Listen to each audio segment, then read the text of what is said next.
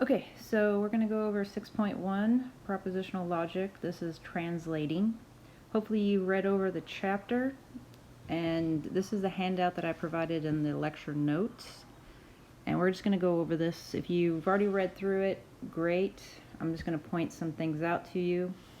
So first and foremost, you want to be sure to understand what a simple statement is and a compound statement. And this is sometimes also called a complex statement.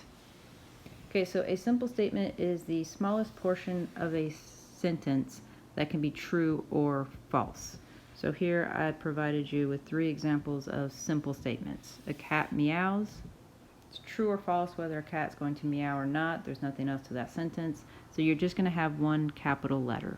Okay? You can choose any capital letter you want. Just make certain it makes some type of sense. Do not choose the same capital letter for 2 different simple statements within the same sentence.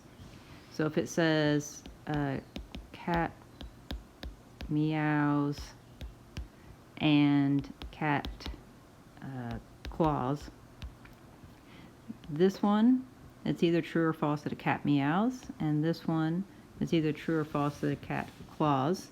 You cannot choose C for both of these, okay? So you could do like M for this one and then C for this one. And then just to go ahead and show you here, this is your connector, which is right down here. We'll go over those. And since it's a word and, it's a dot. So to translate this would be M dot C. And this is a complex or compound statement, because you have 2 simple statements. So cat meows is one simple statement, and then cat claws is another simple statement. Okay? Let's clean this up a little bit. And then we'll move on to the connectors down here. Okay, so the connectors are down here, and these are always going to be found in compound statements. I want to talk a little bit about your tilde. The tilde is whenever you have the word not, it is not the case, no. And also be careful, because a lot of times, like in the second example down here, we like to hide the not. So it says Fiona does not play violent video games, or Fiona doesn't play violent video games. So the not tells you you have to have a tilde.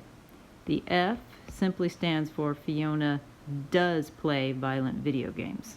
So your capital letter that you choose for the sentence always has to be the positive of that, because we have a tilde to put on there to negate it.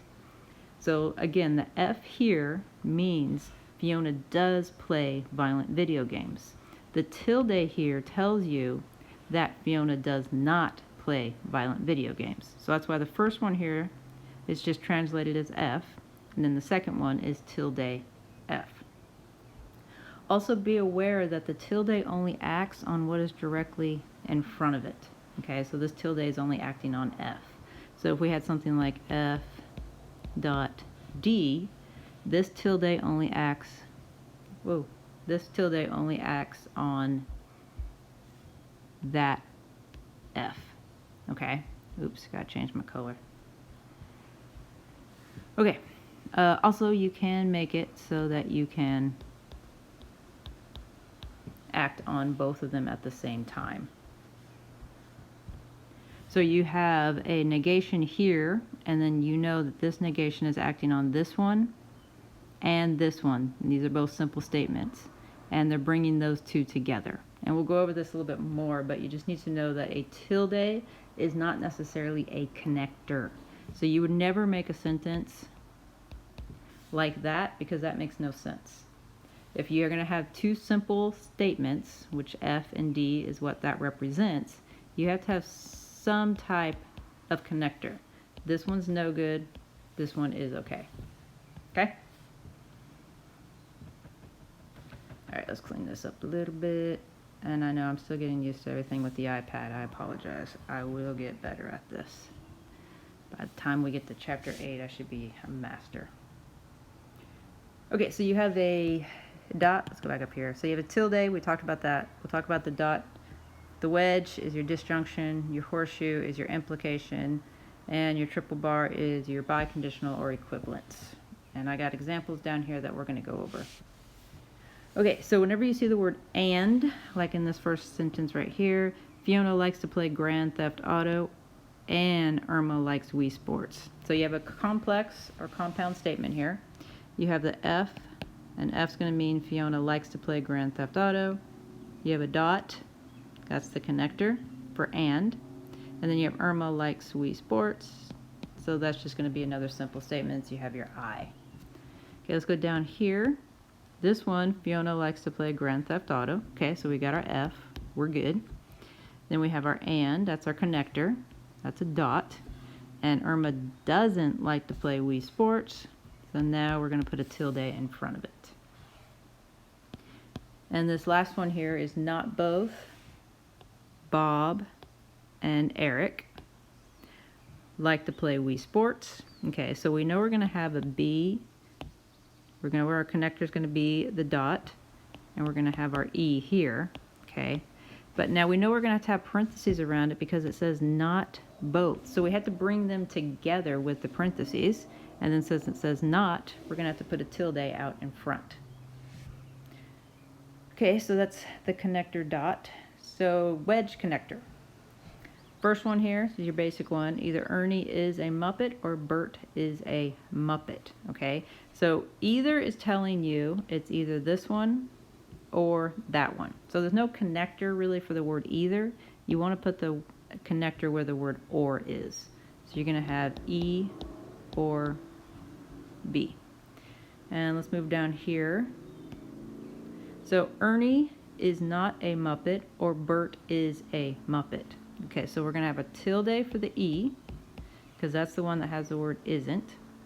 And then we have the or, which is our wedge. And then Bert is a Muppet, so we'll just have our B. Okay, and then we have down here, this last example is another example where you have to group them together. So you have neither nor. Okay, that is simply a negation of what we discussed up here. So either or is the positive of it. That's why you don't see any negations. Neither nor is the negation of it.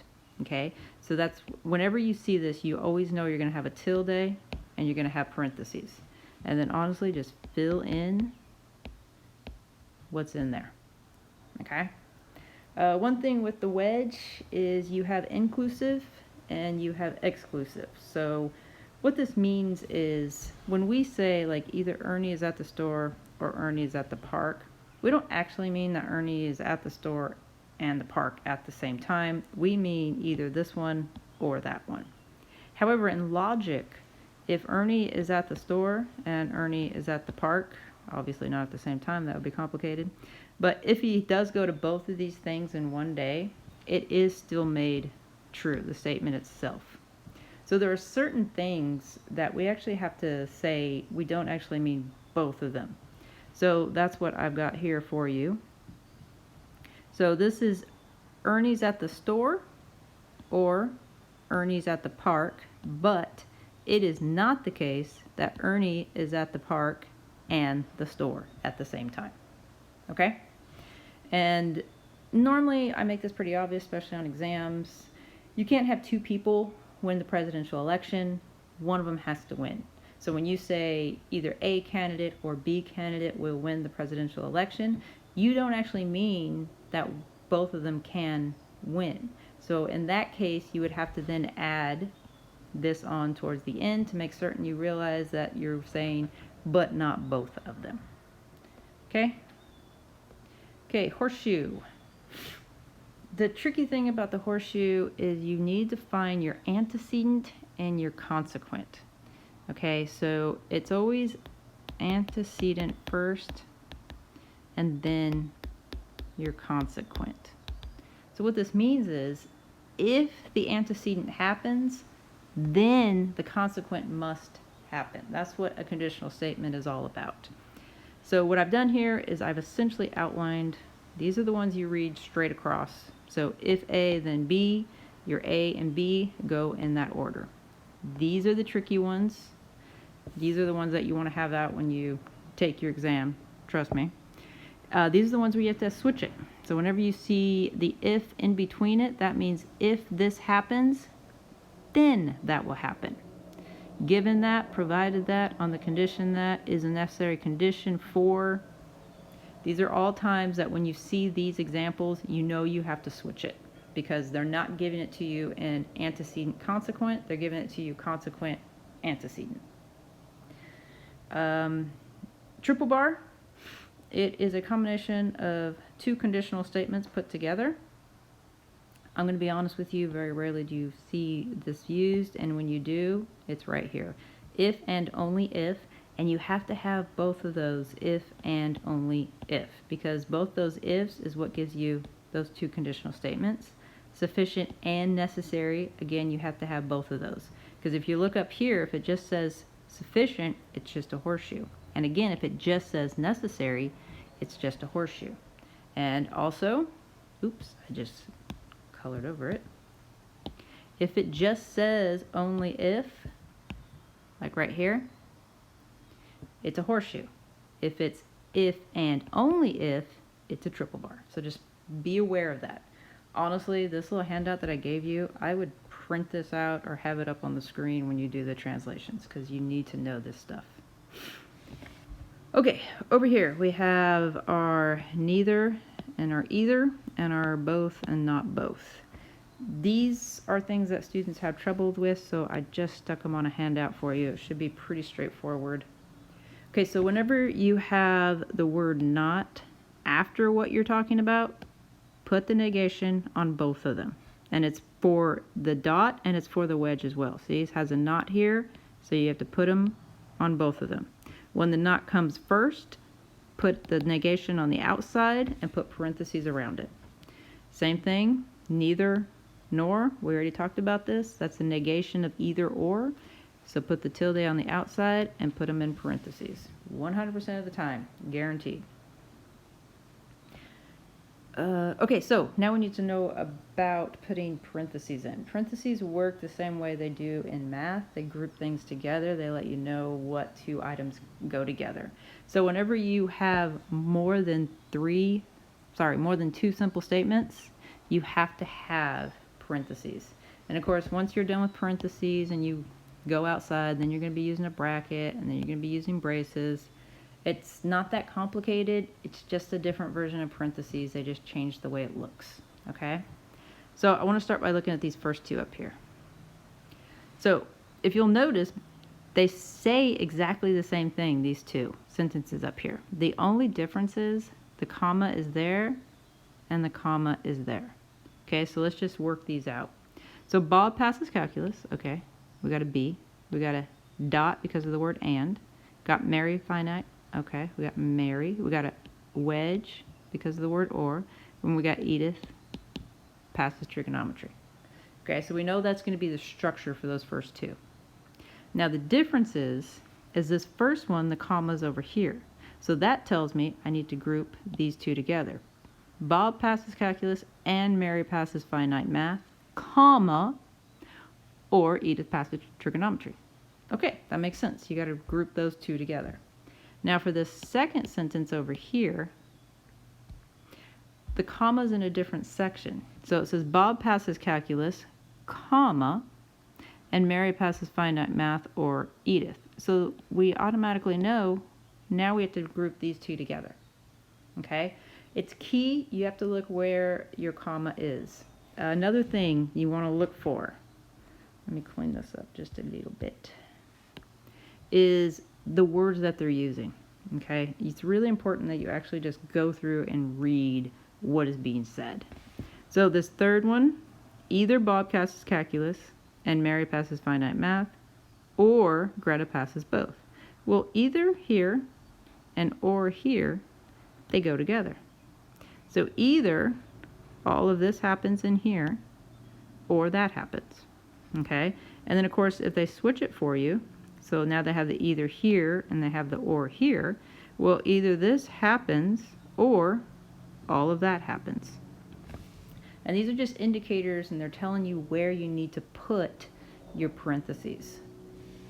Another one, 7 here. If Bob passes calculus, then Mary will pass finite and blah, blah, blah. What you're looking for is the word if and then. If this happens, then all of that will happen. Okay? And then of course, they'll switch it on you, and then that's how you know that you need to put it in a different spot. And yes, many times you're going to have the same idea. In other words, like 7 and 8, they're talking about the same thing. It's just, it's all about where your commas are and where your if-thens are, and that's what's switching things up. Yeah, and this is just an example right here. Let's go over this one. So whenever you say it's not the case that, well, we automatically know we're going to have to negate everything. Okay? And again, don't freak out by the brackets. The brackets simply mean I know I'm going to have to put some parentheses inside. So you have both Dan or Tim. So we're going to have Dan or Tim. And then you're going to have and Bob or Fiona. And of course, and is our big word here because this or that and this or that. Okay? Otherwise, you're going to be doing a lot of these. There's really no shortcut. You have to practice, practice, practice. Again, I would print this out or have it downloaded next to you, however you like to do it. And you really need to practice these. And there will be quite a few on your exam, so you're not going to get away from it. Otherwise, we'll go over 6.2 next class.